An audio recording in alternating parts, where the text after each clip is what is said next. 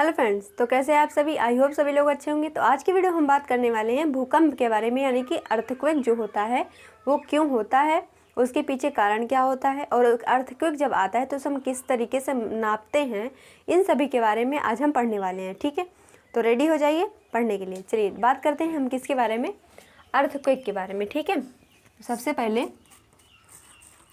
समझेंगे कि अर्थक्वेक जो है होता क्या है और इसके पीछे होने का कारण क्या होता है। ठीक है, ओके। तो देखो, सबसे पहले क्या होता है कि अगर हम इसकी डेफिनेशन की बात करें कि हम अर्थक्वेक किसे कहते हैं, ठीक, तो आप आंसर करोगे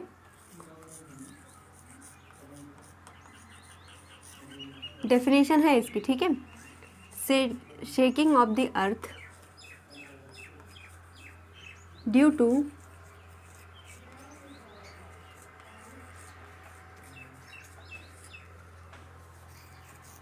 रिलीज ऑफ एनर्जी। ठीक, इसकी डेफिनेशन क्या बनेगी, शेकिंग ऑफ द अर्थ, यानी कि जो अर्थ है उसका शेक होना, किस वजह से, जब अर्थ के अंदर जब कोई एनर्जी रिलीज होती है तो उस वजह से जब अर्थ क्या होती है, शेक करती है, तो उसे हम क्या कहते हैं, भूकंप कहते हैं। ठीक है, उसे हमने क्या कहा, भूकंप कहा। ठीक, और अगर हम बात करते हैं कि जो भूकंप आता है वो जैसे मान लो कि एनर्जी अंदर से, अर्थ के अंदर से इंटीरियर पार्ट में कोई एनर्जी रिलीज़ हुई, तो क्या हुआ कि जो अर्थ वो शेक हुआ, तो उसके बाद इन दोनों के बीच में कुछ तो हुआ होगा जिसकी वजह से अर्थ जो है वो शेक हुई।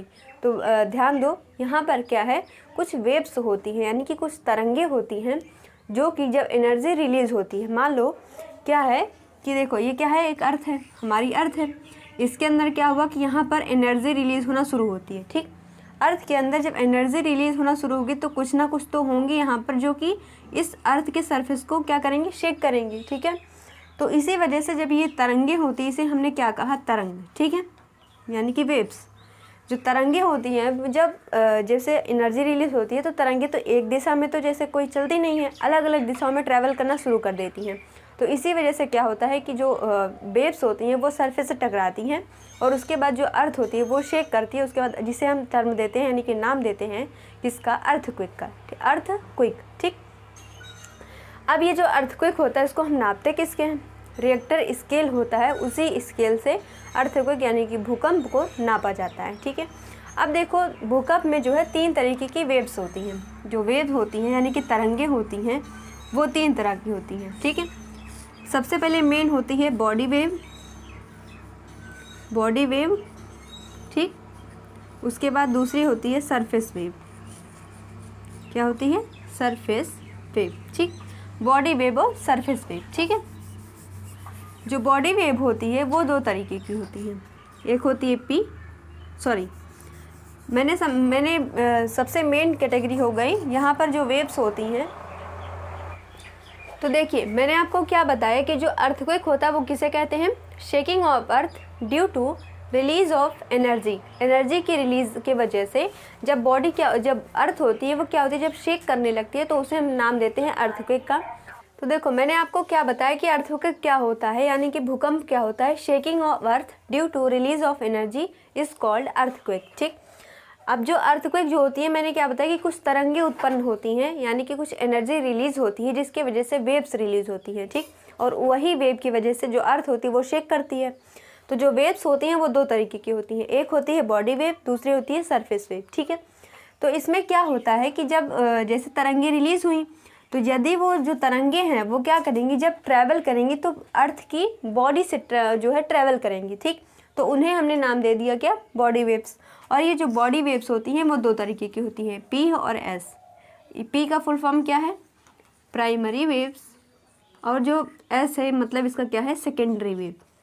क्या है, सेकेंडरी वेव्स। ठीक, अब क्या होगा, देखो जो प्राइमरी वेव्स होती हैं, ये एग्जाम में क्वेश्चन पूछा गया है आपसे कि जो प्राइमरी वेव होती है, सरफेस वेव होती है, यानी कि सेकेंडरी वेव यानी कि पी एस। ठीक है, इन दोनों में से सबसे ज़्यादा स्ट्रॉन्ग वेव्स कौन सी होती है, तो सब आप आंसर करोगे प्राइमरी वेव। ठीक है, कैसे पता चलेगा, कन्फ्यूज़न कैसे दूर करेंगे। देखो, प्राइमरी वेव का मतलब क्या है, सबसे पहले यही वेव होगी। ठीक, तो जो सबसे पहले होगा वो तो स्ट्रॉन्ग होगा ही, तो आप आंसर कर लेंगे क्या, इसी तरीके से आप याद कर लो। ठीक है, मैं आपको याद करने का तरीका बता रही हूँ कि कैसे आपको कोई चीज़ याद करनी है। ठीक, अब ये जो प्राइमरी वेव होती है किसी भी अवस्था के तीनों, जैसे कोई पदार्थ हुआ तो उसकी तीनों अवस्थाओं से क्रॉस करके जाती है, ठीक, मतलब ठोस से भी जाएगी और उसके बाद द्रव से भी जाएगी और उसके बाद गैस से भी जाएगी, यानी कि सॉलिड से भी, लिक्विड से भी और गैस, तीनों जो अलग अलग तरीके की जो किसी भी थिंग्स का जो होता है मतलब कैरेक्टरिस्टिक, उस तीनों से ये जो है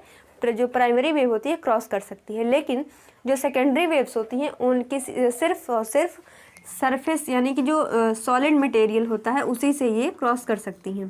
क्या होती है जो सेकेंडरी वेव्स, एस और सॉलिड, एस सेकेंडरी और एस से सॉलिड, तो आप ऐसे रिलेट कर लो, ये जो सेकेंडरी वेव्स होती है सिर्फ और सिर्फ सॉलिड मटेरियल से ही पास होकर जाती हैं, ठीक। अब क्या होगी, जो बॉडी वेव होगी, ठीक है, बॉडी वेव की ही वजह से एक और जो है जैसे पी वेव से एस वेव, इसी दोनों में एक और वेव बढ़ जाती है जिसका नाम होता है एल वेव, ठीक। तो जो बॉडी वेव होती है क्या करती है, जब वो रिलीज होती है और किसी अर्थ के सरफेस से जब जाकर टकरा जाती है, सरफेस से तो गई लेकिन सरफेस से जब सरफेस से जा रही है, मान लो यहाँ से क्या हुआ, वेव्स रिलीज होना शुरू हुई यहाँ से, अब ये जा रही है, ठीक, अलग अलग डायरेक्शन में होते हुए जा रही है, यहाँ पर कोई सरफेस हो, इस सरफेस से कोई टकराई, ये जो बॉडी वेव है टकराया यहाँ से, अब यहाँ से एक डिफरेंट तरीके की जब वेव उत्पन्न होगी इसे हम कहेंगे एल वेव। क्या कहेंगे, एल वेव। यानी कि जो बॉडी वेव है वो जब किसी सरफेस से जाकर टकरा गई, टकराने के बाद जब नेक्स्ट अलग तरीके की जो वेव उत्पन्न होगी उसे हम कहेंगे एल वेव, ठीक है। तो ये तीन तरीके की वेव्स होती हैं। या फिर आप कह सकते हो कि जो बॉडी वेव होती है जब वो अर्थ के सरफेस से जा रही होती है, जब जाकर टकरा जाती है और नई तरीके की जो वेव उत्पन्न होती है उसे हम सरफेस वेव कहते हैं, ठीक। तो आपको समझ में आ गया, ठीक है। तो इतना था अर्थक्वेक। अब देखो जैसे कि मैंने एक ये GIF लगाया हुआ है, देख सकते हो वीडियो में कि किस तरीके से जो अर्थ होगी वो शेक करती है और रिएक्टर स्केल पे जब पृथ्वी शेक करना शुरू करती है तो रिएक्टर स्केल पे ऐसे स्केच तरीके का बनता जाता है। यही जो होता है भूकंप जो है बता देता है, ठीक, कितनी इंटेंसिटी का भूकंप आया हुआ है। और अगर हम बात करें कि जो हमारा इंडिया है उसको 4 तरीके की जोन में डिवाइड किया गया है, ठीक है। पहले 5 जोन था, अब जो है केवल 4 जोन है, ठीक है। पहले को और दूसरे को आपस में मर्ज करके सिर्फ एक बना दिए गए, ठीक। पहला और दूसरा जो था जोन उसको आपस में मर्ज करके एक जोन बना दिया गया है। तो टोटल 4 तरीके की जोन है। और सबसे ज़्यादा जो है भूकंप कहाँ पर आता है, तो आप आंसर करोगे हिमालय वाले पार्ट में सबसे ज़्यादा भूकंप आता है, ठीक है।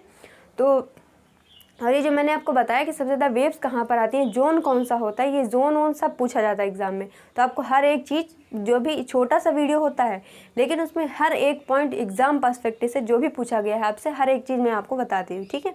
तो आपको ध्यान से पूरा पढ़ना है। ज़्यादा मुश्किल से 10 मिनट की वीडियो होती है लेकिन आपके लिए बहुत ज़्यादा यूज़फुल होती है, ठीक।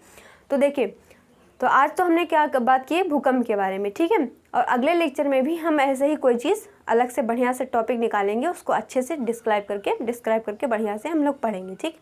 तो चलिए अगले मिलते हैं अगले लेक्चर में। अगर आप चैनल पर पहली बार हैं तो चैनल को प्लीज़ सब्सक्राइब कर लीजिएगा और शेयर भी कर दीजिएगा। Thank you.